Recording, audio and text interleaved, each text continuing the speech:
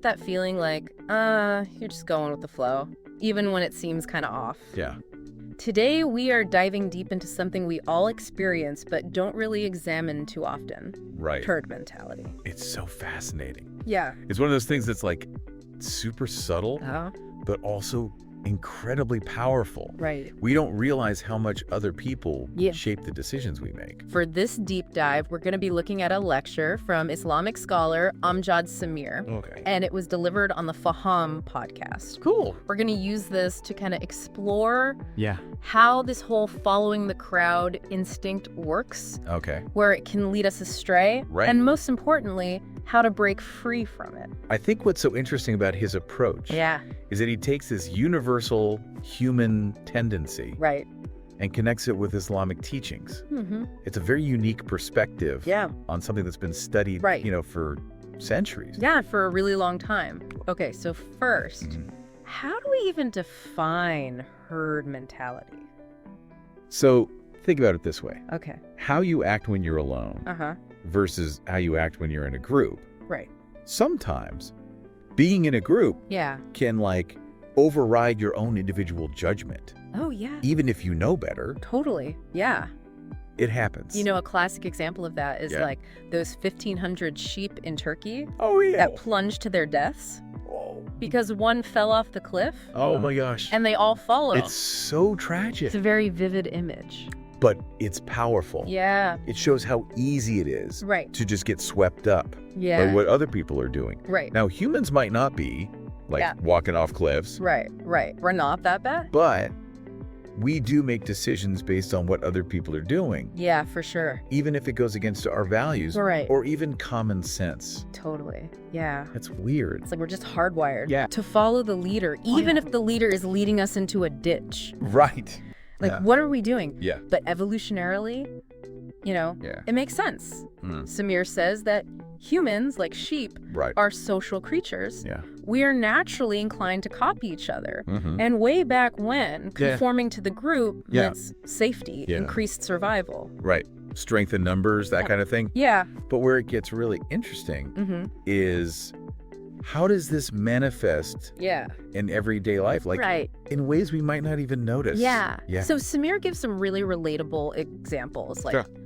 feeling obligated to go to Ramadan gatherings, Mhm. even if they're like in conflict Right. with your own personal spiritual practice, Okay. or mindlessly watching TV during Ramadan, Oh, yeah. just because like everyone in the family's doing yeah. it. Right. That makes total sense. Yeah. It's like this unspoken pressure Yeah. to conform, Yeah. even if it means you're compromising what you want to do. I totally get that. Yeah. I remember when I was growing up, Mhm. there were all these holiday traditions. Right. And I just felt like, Yeah. well, this is what we do. Totally. So I just did them. You just go with it. Yeah, exactly. Yeah. And it shows how pervasive this is. Yeah. And it can actually be dangerous. Oh, really? Yeah. If we're not careful. So what happens when this herd mentality goes unchecked? Okay. So Yeah. Samia uses the story of Abraham Okay. challenging his people about their idol worship. Right. And they defended what they were doing Yeah. by saying, we found our fathers doing so. Oh, wow. And it shows how tradition Right. and just social pressure Yeah. can shut down critical thinking. Wow. So they're just so used to Yeah. following the herd that Yeah. they can't imagine Yeah. questioning anything. Exactly. It's kind of scary. It is. It's kind of scary. Yeah. And this blind following Yeah. can be really harmful. Think about like Right. soccer fans who get violent. Right. Oftentimes, Yeah. it's that fervor of the crowd Yeah. that makes them do those things. Right. Even Yeah. though by themselves, Right. they Yeah. might not condone that. That's a scary thought. It is. Yeah. Yeah. It's interesting. So if it's so deeply rooted in us, Right. is there any hope Yeah, that's the question. to break free from it? I think Islam offers a lot of insights on this. Uh-huh. Samir points out that the Quran Right. actually encourages independent thought Okay. and resisting just blindly conforming. So what would be an example of that? Okay, so there's a verse that says, Okay. and consult them in the matter. Okay. And it really emphasizes Yeah. getting diverse opinions, Uh-huh. not just accepting a single narrative. So it's really about critical thinking Yeah. and challenging assumptions. Totally. Even ones that are like Deeply ingrained. ingrained in our culture, Yeah, totally. Yeah. our communities, our Right. upbringings, all that stuff. It can be tough, Yeah, but it's important. right. There's also the story of the prophet Okay. being advised to be patient Mm-hmm. with the people who rejected his message. Okay. And that shows Mhm. how much social pressure there can be Yeah, when you choose a different path Right. than everyone else. yeah, that's true. It's hard. So how can we use these insights? Like, how do we break free? Okay, so Samir outlines these 3 steps. Okay. The first one is rise up. I love that. I know, it's so good. Rise up. It's empowering. It is empowering, yeah. It's about recognizing the challenge Uh-huh. of herd mentality Right. and making a commitment Yeah. to making conscious decisions Right. instead of just going with the flow. So step 1 is awareness. Yes, Fact, exactly. So step 2 is for God, Okay. which means Yes. approaching everything with clear intentions Right. and making sure our choices Mhm. are aligned with our values, Uh-huh. not just what's popular or Yeah. convenient. So asking ourselves, why am I doing this? Yeah. And making sure it's for something deeper Uh-huh. than just fitting in. Okay. What's step 3? Okay, so step 3 is in pairs and individually. Okay. So this is about Mhm. creating space Right. for reflection Uh-huh. and critical thinking Okay. away from the group. So taking a step back from the crowd Yes, to examine our own thoughts and feelings. exactly. Okay. Yeah. That makes sense. And you can use these steps Yeah. for anything, Right. whether it's Yeah. picking a restaurant, Mhm. making lifestyle decisions, Right. or navigating a tricky social situation Yeah. where you feel that pressure Yeah. to conform. It comes up everywhere. Yeah, it does. And something else that resonated with me Okay. from this lecture Yeah. was this idea of choosing your herd. Choosing your herd. Okay. That's so important, right. especially now Yeah. when we're bombarded Uh-huh. with so many different influences. Oh, right. How do we Yeah. find those people Right. That's a good question. that will support us Yeah. and challenge us to be our best? Right. When it feels like we're surrounded by the wrong herds, Yeah. that's where critical thinking comes in. Mhm. Samir really emphasizes Yeah. that we have to evaluate information, Okay. even if it's from sources we trust. Wait, so even within a community that like aligns with our values, we Yeah. still have to question things. Yes. Why is that so important? Well, it seems counterintuitive, Yeah. but think about it. Okay. It's easy to find a community Yeah. and then just assume everything they say is true. Right, because you resonate with them on some level. Yeah. So you think, oh, they must be right. But But that's the trap. yeah. Samir says we have to avoid that, Okay. blindly following any leader or scholar or influencer, Right. even in our chosen herd, Yeah. Okay. because that's how you get echo chambers. What are echo chambers again? So echo chambers are when Yeah. everyone just reinforces the same beliefs Yeah. and there's no critical examination. Right. It's a breeding ground yeah. for narrow-mindedness Uh-huh. and resisting new ideas. Oh, wow. Yeah. Okay, so how do we break out of those echo chambers? So Samir says, No. look back to the Quran, Okay. that verse we mentioned, and consult them in the matter. Right. Shows that it's so important Yeah. to get diverse opinion, Right. to have a dialogue Uh, with people from different backgrounds, Yeah. different viewpoints. I mean, that makes sense, but Right. sometimes Yeah. those conversations are really uncomfortable. They can be very uncomfortable. Yeah, especially when they're about things that are Yeah. really personal No, or but- controversial. Right? It's hard. Yeah. But growth rarely happens in our comfort zones. Right. You know? That's true. And remember, Yeah. the goal isn't to change anyone's mind Right. or to even Right. reach a conclusion. Right. It's more about expanding your own awareness Okay. and understanding the complexities. So it's more about the process Yeah. of being open Yes. than about being right. Exactly. Yeah. And remember, Yeah. even within a single issue, Right. there can be multiple valid viewpoints. Right. It's not about finding the one right answer. Okay. It's about understanding the nuance.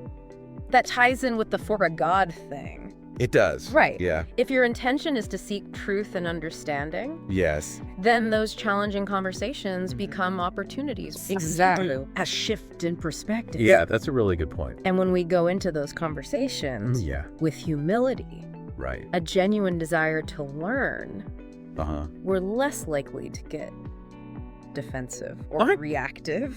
That makes sense. Yeah. So how do we cultivate that mindset? So Samir has a really good tip. Okay. Focus on asking questions Okay. instead of making statements. Okay. So instead of jumping in to defend your position, Right.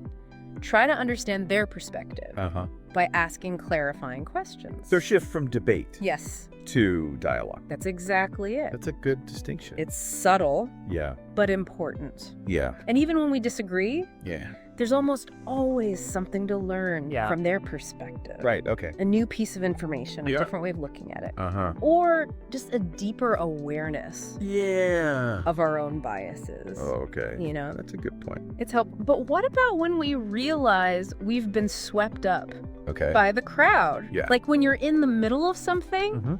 and you think, wait a minute, why am I even doing this? Right. That's when that third step Yeah. in pairs and individually Right. becomes so crucial. So taking that step back Yeah. to evaluate your thoughts, Uh-huh. your feelings. Separately from the crowd. Yeah. Okay.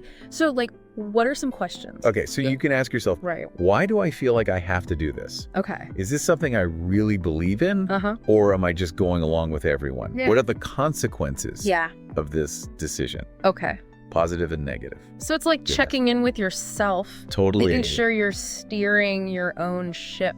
I love that. That's such a good analogy. Thanks. Yeah, And this self-reflection Yeah. needs to be ongoing. it does. It's not something you just do once. Yeah. It's a constant process. Right. Herd mentality Yeah. is something you manage Mhm. for your whole life. It's a muscle. You Totally. got to keep exercising it. Yes, I like that. The more we think critically, Yeah. make conscious decisions, Ah, the better we resist Right. the pull of the crowd. I think that's a really good point. Yeah. And as we get better at that, in those more obvious situations, we Uh-huh. can start to see Yes. the influence of herd mentality Yeah. in other areas, like the media we consume, Oh, absolutely. the brands we support, Yes. even Yeah. like how we decorate our homes. It's everywhere. Yeah. Once you start seeing it, Yeah. you can't unsee it. Oh, wow. That's a good point. It is. But let's save that Okay. for next time. Sounds good. When we look at Yeah. those more subtle areas of influence. Okay.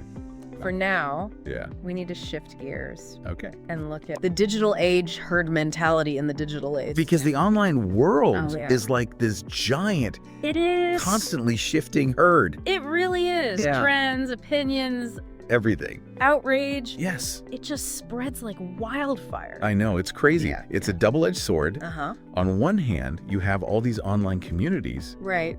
that offer support and belonging, Yeah. which is so valuable. Yeah, it is. Especially for people who Yeah. feel isolated, Yeah. marginalized. Totally. You know? Yeah. It can be really good, Yeah. but it Yeah. can also be really bad. I mean, I've found some really amazing online communities Mm. that really feel like my chosen herd. I know what you mean. You know? Yeah. Like spaces where I can Yeah. connect with people, Yeah. learn new things, feel Yeah. supported. Right. But then the other side of that is Okay. the manipulation. The misinformation. Totally. The pressure to conform to unrealistic standards. It's all amplified It really is. online. It is. It's so true. It's crazy. Like, think about those algorithms I know, it's scary. on social media that are Yeah. designed to Mhm. keep us scrolling. Right. They just feed us stuff Yeah. that reinforces what we already believe, Exactly. which creates those echo chambers, Totally. which can lead you down Yeah. some pretty dark paths. It's true. Yeah. It's not just the algorithms, though. Yeah. It's the likes, the follower counts, Right. the viral trends. It's all designed Yeah. to make us want that validation. And Mm. when we want that validation, Yeah. we're more likely to follow the crowd. Right. Even if we know better. Yeah, even when it's bad for us. Yeah. Yeah. So, how do we navigate this? Right, that's the question. Yeah. How do we not become Yeah. mindless sheep? Clicking and scrolling Yeah, through life. through life. Yeah. It's tough. Yeah. So, Samir says Uh-huh. we need to develop Okay. what he calls digital mindfulness. Okay. It's about being aware Yeah. of how things work online, like the psychology of it, Right. and making conscious choices Okay. about how we engage.